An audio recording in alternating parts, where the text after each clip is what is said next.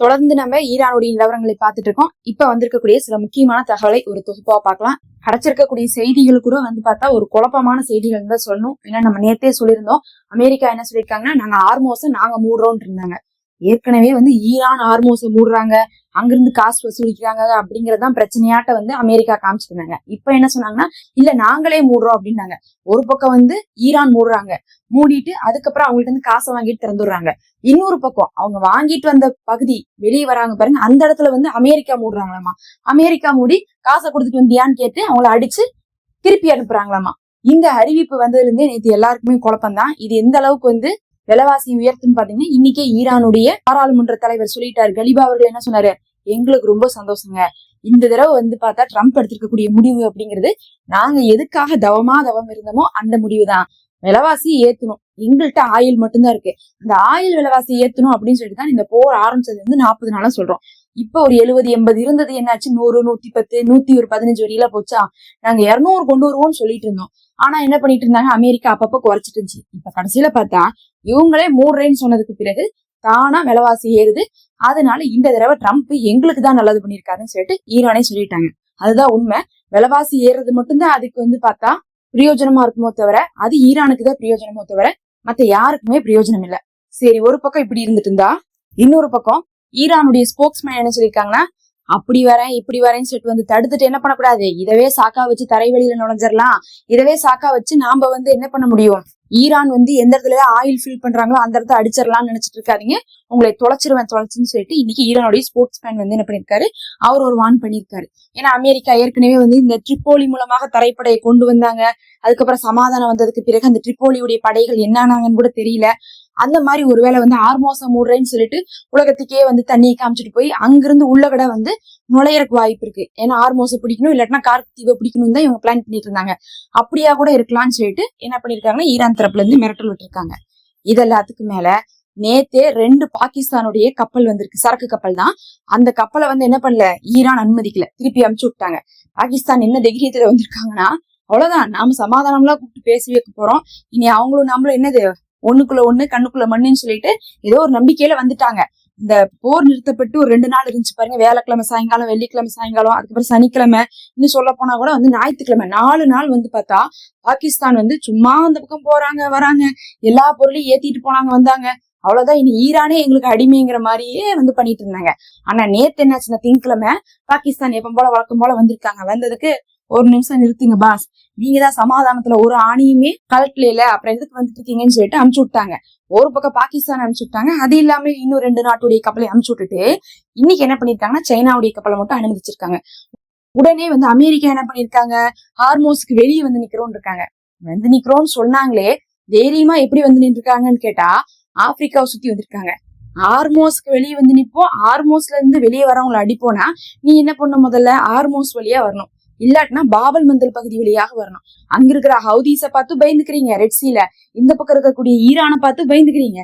ஆப்பிரிக்காவை சுத்தி வெளியே என்ன பண்ணிருக்காங்க, நின்றுட்டு இப்ப வெளியே வரவங்களை அடிப்போம்னு சொன்னா யார் வெளியே இருக்கா, பாகிஸ்தானுக்கு அனுமதி இல்லைன்ட்டோம். ஒண்ணு சைனாவுடைய கப்பலும், இன்னொன்னு இந்தியாவுடைய கப்பலும் தான் அங்க வெளியே இருக்கு.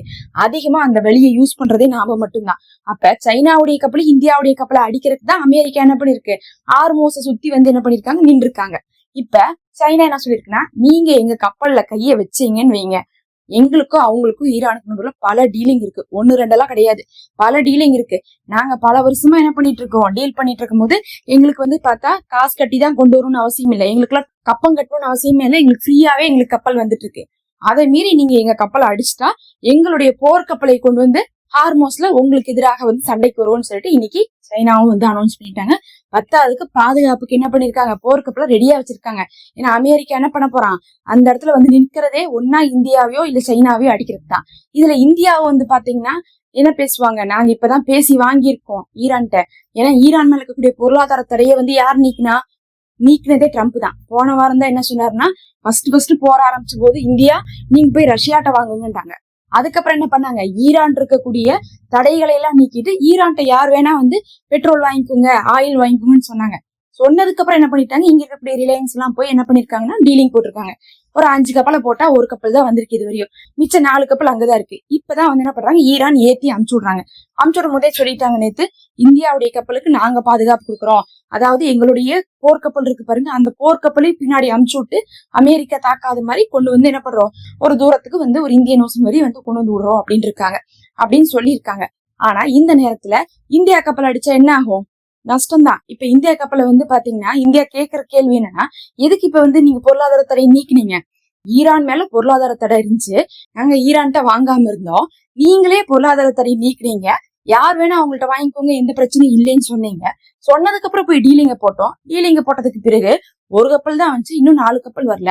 இப்ப வராதப்ப என்ன பண்றீங்க, அவங்கள்ட்ட போய் யாரும் வாங்கினீங்கன்னா நாங்க அடிப்போம்னு சொன்னா, இதுக்கு நீங்க பொருளாதார தடையை நீக்காம தானே இருந்திருக்கணும் அப்படின்னு சொல்லிட்டு இப்ப இந்தியா வந்து என்ன ஆயிட்டு இருக்காங்க, அவங்க ஒரு விதத்துல கடுப்பாயிட்டு இருக்காங்க. பிரச்சனையே இந்தியாவுக்கும் சைனாவுக்கும் தான். சைனா வந்து போர்க்கப்பலை கொண்டு வந்துறேன் அப்படிங்கிறாங்க, இந்தியாவுக்கு வந்து ஈரானே போர்க்கப்பலுடைய பாதுகாப்போட கொண்டு வந்து தரேன்னு சொல்றாங்க. சரி, இதெல்லாத்தையும் விட்டுறலாம். இவங்க என்ன சொல்றாங்க, அமெரிக்கா காசு கட்டிட்டு வெளியே வரக்கூடாது, நீங்க காசு கட்டாம வெளியே வந்தா போய்க்குங்கிறாங்க. ஃபர்ஸ்ட் ஈரான் காசு கட்டாம யாரை வெளியே அனுப்புறாங்கன்னு இவங்களுக்கு எப்படி தெரியும், தெரியவே தெரியாது. இவங்க என்ன சொல்றாங்கன்னா, ஒரு கொடியை போட்டு வரதாமா, அந்த கொடியை போட்டு வந்து பக்கத்தால வந்து நிறுத்திட்டு இவங்க செக் பண்ணுவாங்களாமா, எல்லா கிறுக்குப்பிடி கேள்வியும் கேட்டு போட்டு கடைசியா சொல்லுவாங்களாமா, நீங்க காசு கட்டிட்டு வந்தீங்களா, காசு கட்டிட்டு வரலையா அப்படிங்கறத இப்ப அமெரிக்கா முடிவு பண்ணுவோமா. முடிவு பண்ணிட்டு காசு கட்டிட்டு வந்திருந்தா உடனே என்ன பண்ணுவோமா, கப்பலை தாக்குவோமா. தாக்குனா திருப்பி நீங்க தாக்க கூடாதாமா, ஏன்னா தாக்க முடியாதாமா. அமெரிக்காவுடைய கப்பலை பார்த்தா எல்லாரும் பயந்துப்பாங்க, அதனால எங்களை திருப்பி ஒண்ணும் பண்ண முடியாது, அதுக்கப்புறம் அவங்க தொலைச்சு, அதனால நாங்க வந்து கண்டுபிடிச்சு உங்களை அடிப்போம் அப்படின்னு சொல்லிட்டு இப்ப அமெரிக்கா சொல்லியிருக்காங்க. உடனே வந்து சவுதி என்ன பண்ணிருக்காங்க, கொஞ்சம் மறுபரிசீலனை பண்ணுங்க, இப்பதான் இந்த ஏமன்ல இருக்கக்கூடிய ஹவுதிஸ் பேசாம இருக்கிறாங்கன்னு ரெட் சி வழியா கொஞ்சமா என்ன பண்ணிட்டு இருக்கேன், ஏற்றுமதி இறக்குமதி எல்லாம் கொஞ்சம் பண்ணிட்டு இருக்கோம், ஆயில் எல்லாம் சப்ளை பண்ணிட்டு இருக்கோம். இந்த நேரத்துல போய் நீங்க இப்படி பண்ணீங்கன்னா அவங்க என்ன பண்ண ஆரம்பிச்சிருவாங்க, எங்களுக்கு இடைஞ்சல் கொடுக்க ஆரம்பிச்சிருவாங்கன்னு இருக்காங்க. அமெரிக்காவை பொறுத்த அளவுக்கு சவுதியில எக்கெடுக்கெட்டு போனா நமக்கு என்ன அப்படிங்கக்கூடிய ஒரு ஐடியாலதான் இந்த ஒரு போரே செஞ்சுட்டு இருக்காங்க. நல்லாவே தெரியும் அவங்களுக்கு, மத்திய கிழக்கு நாடுகள் இதுல பாதிக்கப்பட்டு பாதிக்கப்பட்டு போட்டோம், அவங்க என்ன நமக்கு இஸ்ரேல் மாதிரி அங்காளி பங்காளியான்னு சொல்லிட்டுதான் என்ன பண்ணிருக்காங்கன்னா அமெரிக்கா இறங்கியிருக்கு. இதுல வந்து சவுதியில யோசிச்சு பார்க்கணும். ஏன்னா வந்து என்னதான் வந்து அந்த மத்திய கிழக்கு நாடுகள்ல எல்லாமே சேர்ந்து அமெரிக்காவும் இஸ்ரேலுக்கும் கட்டுப்பட்டாலும் சரி, அமெரிக்காவும் இஸ்ரேலும் இவங்களை வந்து பார்த்தா ஒரு டிஷ்யூ பேப்பர் மாதிரி தான் யூஸ் பண்ணிக்கிறாங்க. தேவைக்கு தகுந்த மாதிரி யூஸ் பண்ணிட்டு மத்த நேரத்துல அவங்களுக்கு நஷ்டம் வருது, லாபம் இல்லை அப்படிங்கறத பார்க்க மாட்டேங்கிறாங்க. அதுலயும் அமெரிக்கா இப்ப என்ன முடிவு பண்ணிருக்காங்கன்னா, அவங்க ஸ்டாக் பண்ணி வச்சிருப்பாங்களா ஆயில், அந்த ஆயில் எல்லாமே விற்கலாம்னு முடிவு பண்ணிருக்காங்க. இதுதான் சரியான நேரம், விலைவாசி ஏறி இருக்கக்கூடிய நேரமா பார்த்து நம்ம வித்து விட்டுறலாம்னு சொல்லிட்டு பாத்துட்டு இருக்காங்க. அதனால பல நாடுகள் வந்து அந்த ஆயில் எடுக்கிறது வந்துட்டு இருக்காங்க.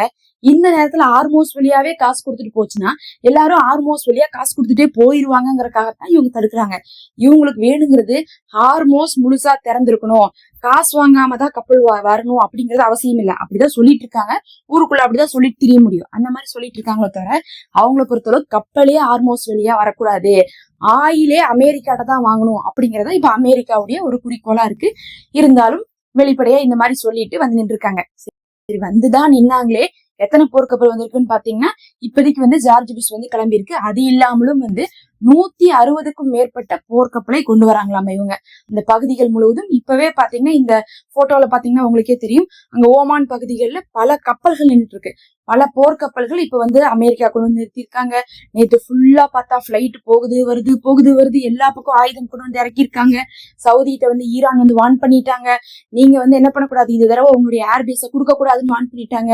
ஏன்னா போன தடவை வந்து பாத்தீங்கன்னா இந்த சுல்தான் பிரின்ஸ் சுல்தான் அப்படின்னு சொல்லக்கூடிய அந்த ஏர்பேஸ்ல வந்து ஃபுல்லா வந்து அமெரிக்காவுக்கு பர்மிஷன் கொடுத்து அமெரிக்கா வந்து அந்த ஆயில் ஃபில் பண்ணக்கூடிய அந்த டேங்கர் எல்லாம் இருக்கக்கூடிய பிளைட்டை கொண்டு வந்து நிறுத்தினாங்க. அந்த பிளைட்டை வேற வந்து என்ன பண்ணாங்க, ஈரான் வந்து தாக்குனாங்கன்னு நம்ம பார்த்தோம். இந்த தடவையும் சவுதிகிட்ட கூப்பிட்டு சொல்றாங்க, ஆனா சவுதி என்ன முடிவெடுப்பாங்க அப்படிங்கிறது நமக்கு தெரியாது. யுஏஇ எப்பயுமே அமெரிக்காவுக்கு சப்போர்ட் தான், சவுதியும் ஒரு விதத்துல அப்படிதான் நம்ம சொல்லணும். கத்தாரை கூட நம்பலாம், மத்தவங்களை நம்ப முடியாது. பஹ்ரைனை கூட இன்னைக்கு என்ன பண்ணிருக்காங்க, சென்காம்ல இருந்து வந்து மீட் பண்ணிருக்காங்க அமெரிக்கா. இப்ப பஹ்ரைன்ல வந்து மீட்டிங்க போட்டுட்டு இருக்காங்க. எல்லாம் எதுக்காகன்னு பார்த்தா அடுத்த கட்ட தாக்குதலுக்கு ரெடி ஆயிட்டு இருக்காங்க அப்படிங்கிற மாதிரிதான் தெரியுது. இது வந்து நிலைமையை இன்னும் மோசம்தான் பண்ண போதோ தவிர இது எந்த விதத்துலயும் சால்வ் பண்ணாது. இதெல்லாம் சரி, இதனால நமக்கு என்ன பிரச்சனைன்னு கேட்டீங்கன்னா, அந்த ஹார்மோஸ் வழியா நமக்கு அந்த கப்பலே வராதுன்னா மறுபடியும் ஆயில் தட்டுப்பாடு, மறுபடியும் கேஸ் தட்டுப்பாடு, மறுபடியும் விலைவாசி ஏறும். இது இனி எத்தனை நாளைக்கு தொடரும் கூட நமக்கு தெரியாது. சமாதானம் வருமானு கேட்டா சமாதானம் வர்றதுக்கு வாய்ப்பே இல்லைங்கிற அளவுக்கு தான் வந்து ரொம்ப வந்து டைட்டா தான் என்ன பண்ணிட்டு இருக்காங்க இவங்க பேச்சுவார்த்தையை வந்து வச்சிருக்காங்க. யாருமே எதையுமே வந்து கொஞ்சம் கூட குறைக்கிற மாதிரி இல்லைங்கிற நிலைமையில தான் இருந்துட்டு இருக்கு. அப்படியே ஈரானே வந்து யுரேனியம் விஷயத்திலே விட்டு கொடுத்தாலும் கூட இந்த அமெரிக்கா சும்மா இருக்க மாட்டாங்க. பேசாம இல்லாம போய் பிராக்சிஸ பத்தி பேசுறது, அதுக்கப்புறம் பேலஸ்டிக் பத்தி பேசுறதுன்னு சொல்லிட்டு தேவையில்லாம போய் அடுத்தடுத்து எதையாவது சொல்லி அவங்களே வந்து முறிச்சுட்டு போயிடணுங்கிற மாதிரிதான் பேச்சுவார்த்தையை செஞ்சுட்டு இருக்காங்க.